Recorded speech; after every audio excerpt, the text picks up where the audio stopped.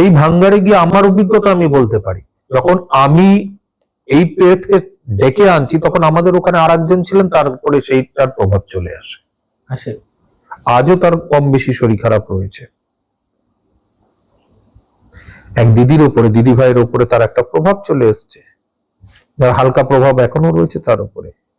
ওটাকে ঠিক করবে কি করে? যখন আমরা রিটার্ন করছি, দিদি বলছে আমার গরম লাগছে, শরীর অস্বস্তি করছে। আমি গিয়ে বললাম যাও ভালো করে স্নান করো ঠান্ডা জলে, সবকিছু হোক, তারপর কি চেঞ্জেস আসছে।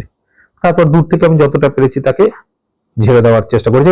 আমার দায়িত্ব ছিল, ওখানে কে আমাকে কে চেনে কি না চেনে আলাদা ব্যাপার, বাট আমার সঙ্গে যারা গেছিল সবাইকে সুরক্ষা করার দায়িত্ব আমি মনে মনে নিয়ে রেখেছিলাম। তাই আমার কাজ ছিল তাদেরকে সেই সালামত বাড়িতে নিয়ে আসা। আর ওটা ভাঙ্গার, দেখতে লাগে ওরকম, সবাই প্রয়োগ করছে। আজও কিন্তু ওখানে চলে। প্রেত আজও হাঁটে, প্রেত আজও বলে, প্রেত আজও চলে।